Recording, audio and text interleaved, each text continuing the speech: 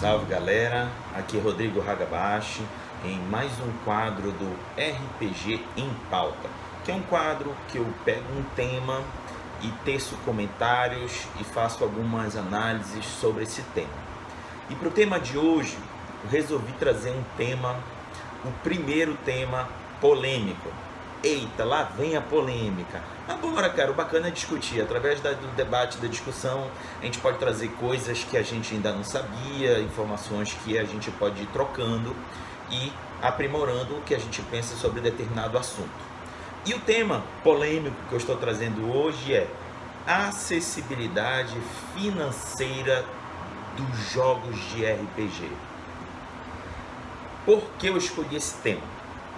Um belo dia eu estava olhando as mensagens no Twitter e me deparei com uma mensagem que me intrigou. E a mensagem dizia o seguinte: D&D é o RPG mais conhecido do mundo, mas não é acessível no Brasil. E aí, vocês concordam? Antes que eu comece a apresentar meus comentários e a minha análise sobre essa frase, vou dizer que eu não domino completamente todas as nuances do valor de um RPG aqui no Brasil. Tenho apenas algumas impressões, algumas análises em que vou apresentar para vocês. Então, desde já, vocês já sabem que elas não são profundas, não são finais. Pode ser que vocês que estejam assistindo nos comentários apresentem coisas que enriqueçam mais ainda aquilo que eu vou falar aqui. Eu estou super aberto ao que vocês quiserem contribuir ou contestar diante do que eu comentar aqui. Então fique à vontade, eu não vou ficar chateado. Pelo contrário, eu vou adorar ter informações que eu não estava enxergando ou que eu não sabia. Então vamos às minhas ponderações. Primeira ponderação. Eu tendo a concordar com a frase de que não é acessível, incluindo vários outros jogos de RPG que possuem valores de venda consideravelmente altos. Não é só o D&D, tem outros RPGs estrangeiros que são trazidos para o Brasil pelas editoras que acabam ficando com valores bem altos, de R$150 para cima. R$150 é alto para vocês? Depende muito da qualidade do livro. Então, não é só uma característica do D&D. Tem vários jogos de RPG que tem nessa mesma situação. Um valor em que a galera considera alto ou inacessível para suas condições financeiras. Não estou dizendo que os valores dos livros são caros, mas avalio que eles estão distantes do poder aquisitivo do consumidor típico do hobby aqui no Brasil, assim como não são suas prioridades de consumo. Ou seja, eu enxergo que a grande maioria dos consumidores de RPG no Brasil não tem um poder aquisitivo suficiente para bancar com regularidade a aquisição desses livros de RPG de valores de R$150 ou mais. E inclui também nessa questão que diante de um poder aquisitivo baixo, quando eles têm algum recurso que permitiria comprar, eles não o fazem porque preferem ou priorizam pegar esse recurso e investir em outras coisas. Ou seja, não é prioridade para eles comprar o livro de RPG de R$150 ou mais. Vocês concordam? Podem discordar aí nos comentários. É a minha primeira impressão. Não é uma impressão fechada, engessada. Pelo contrário. Mas se vocês tiverem exemplos, até próprios exemplos, experiências de vida de constatar que não é bem certo isso que eu estou falando, fique à vontade. Esse é o momento de questionar. Outro ponto. Essa inacessibilidade explicaria um volume considerável de pirataria dos jogos? Isso é uma coisa que eu refleti. Como o valor é alto, naturalmente a galera começa a correr atrás do PDF ou de uma impressão não comprada do livro. Isso aqui no Brasil é uma coisa muito comum. Já se falou muito fora do Brasil que isso não é uma prática muito grande, que é uma prática muito nossa, da pirataria dos jogos. E que seria em função dos custos inacessíveis dos jogos. Vocês concordam com isso? Eu tendo a achar que essa é uma das motivações. Outra ponderação. Em Belém, se vê com frequência nos encontros de RPG, que são feitos em locais públicos, o uso de cópias xerocadas ou impressas, assim como o uso de arquivos digitais desses jogos considerados inacessíveis. Dificilmente se vê o livro físico. Isso é verdade. Eu testemunho isso. Nos encontros que eu tenho participado pelo RPG Pará, dificilmente a gente vê o livro físico oficial. Geralmente é uma cópia impressa ou xerocada, encadernada numa espiral. Ou alguém que trouxe o seu notebook com o PDF do jogo. Piora mais ainda quando é a Dungeons & Dragons quinta edição, porque não há o produto PDF ou o produto digital do quinta edição sendo comercializado aqui no Brasil. Não sei se existe fora do Brasil, mas aqui no Brasil, até onde eu sei, é só o livro físico.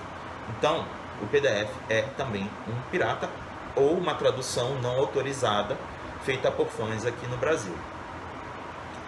Eu não questiono isso, não me cabe a mim questionar isso, mas entendo que essa é uma questão que deve ser ponderada quando a gente analisa essa inacessibilidade do livro. Outra ponderação, mas o custo do livro não é razoável diante da qualidade ofertada? Eu já manusei o quinta edição, ele é lindo, qualidade gráfica muito bacana. E aí tu compara a qualidade, a quantidade de ilustrações que tem dentro do livro, e tu analisa o valor diante dos custos praticados aqui no Brasil com impostos que a gente sabe muito bem que elevam os valores aqui dentro dos produtos consumidos no Brasil, aí eu acho que o valor é razoável ou compatível ao que se está pedindo pelo produto final. Acho que o valor está adequado diante da qualidade. Porém, tive uma discussão muito legal num grupo de amigos de RPG, em que um amigo levantou a pauta seguinte: uma boa parte dos RPGs brasileiros não quer ilustração, não quer a qualidade absurda do livro. Ele quer o conteúdo, o sistema, descrição de cenário e ideias de narrativas. É isso, segundo ele, é isso que interessa mais ao consumidor brasileiro, ou pelo menos uma boa parte dele. Vocês concordam com isso? Eu achei interessante esse ponto de vista dele. A galera quer mais o conteúdo que está lá dentro. Afinal de contas, o quinta edição está sendo muito elogiado, não só fora do Brasil, como no Brasil. O pessoal está elogiando muito. Aqui em Belém, então, foi uma edição que conseguiu unir galera fã do 3.5 e galera fã do quarta edição. Muita gente aderiu para a quinta edição, muitos elogios. É uma evolução muito aclamada e bem elogiada pela galera que está jogando hoje. E aí se comentou o seguinte: o consumidor brasileiro prefere mais o conteúdo do que um livro com alta qualidade gráfica? Seria o caso de se buscar outras qualidades de custo menor, mas que permita o acesso financeiro ao conteúdo?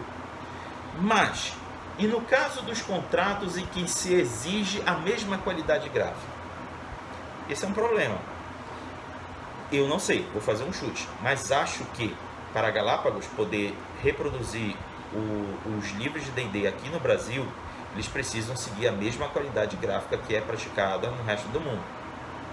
E aí, caboclo, para poder alcançar essa qualidade gráfica, não vejo como o preço ser menor.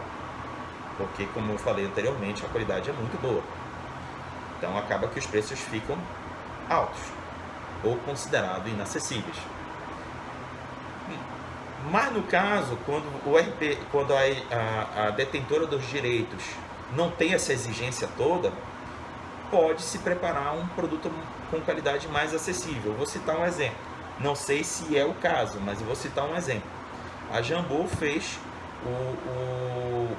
o RPG, em português, é claro, o RPG lá do Game of Thrones, que ficou um produto muito acessível. Você pega o livro, realmente a qualidade não é altíssima, mas ficou um livro bom. E principalmente trouxe o conteúdo do RPG, que, diga-se de passagem, é excelente o sistema, viu? E ele consegue simular bem o cenário de Guerra dos Tronos no RPG. É muito legal. E isso me chama a atenção. Foi um livro acessível, com um custo bom. Não estou lembrado quanto está custando agora o livro físico do Guerra dos Tronos RPG.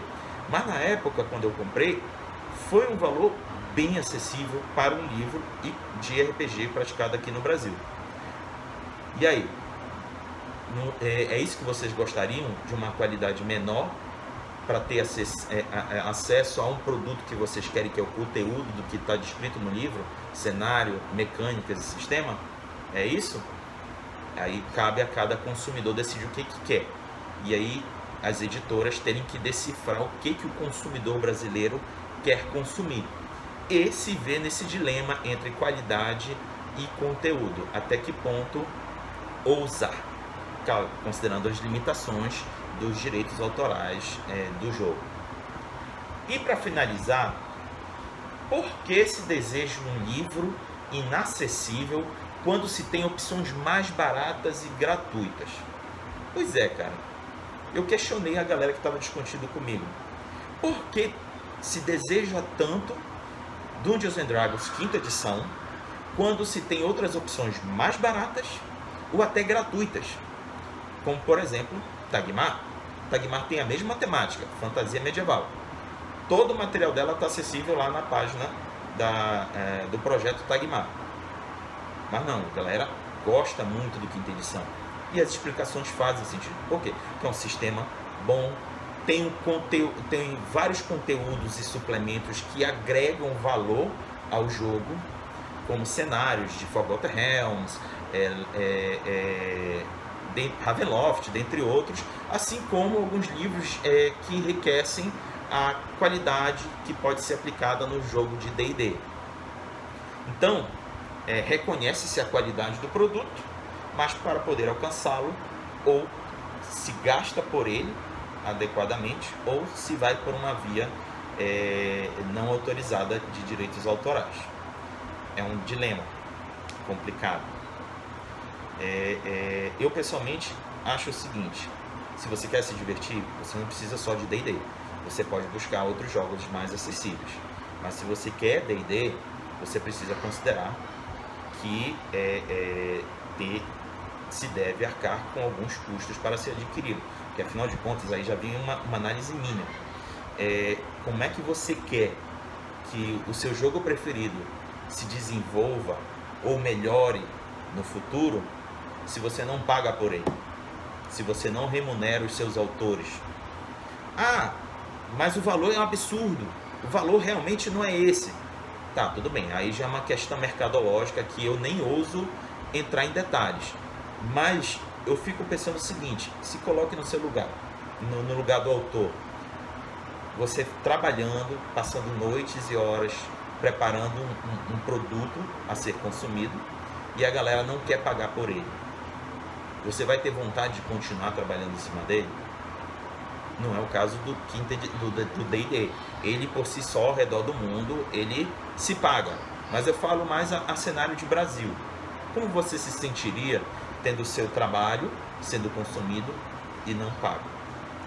Então, esse foi um RPG em pauta muito mais cheio de perguntas e dúvidas do que afirmativas. Eu não tenho certeza assim absolutamente nada. Eu apenas apresentei para vocês reflexões que elas podem ser facilmente derrubadas com argumentos aqui nas descrições. E elas poderão ser também questionadas e derrubadas domingo, às 20 horas, no RPG em Debate, em que vou trazer essa pauta para ser discutida junto com os meus convidados. Eu já fiz 3 convites e até agora 2 já aceitaram, que foi o Nelson Nunes, que é um jogador de RPG das antigas aqui de Belém e que é formado na área de marketing e publicidade. Ele inclusive dá aulas nessa área. O André Loreto, que é um jogador das antigas de RPG. Ele não começou aqui no Pará, ele veio do Rio, é carioca, mas ele já joga desde a década de 80, então acompanhou várias questões envolvendo RPG e principalmente Dungeons and Dragons, então ele tem muito conhecimento de causa como consumidor do jogo. E eu estou tentando contactar um representante de editoras para poder falar para uma visão das editoras sobre o custo dos RPGs no Brasil.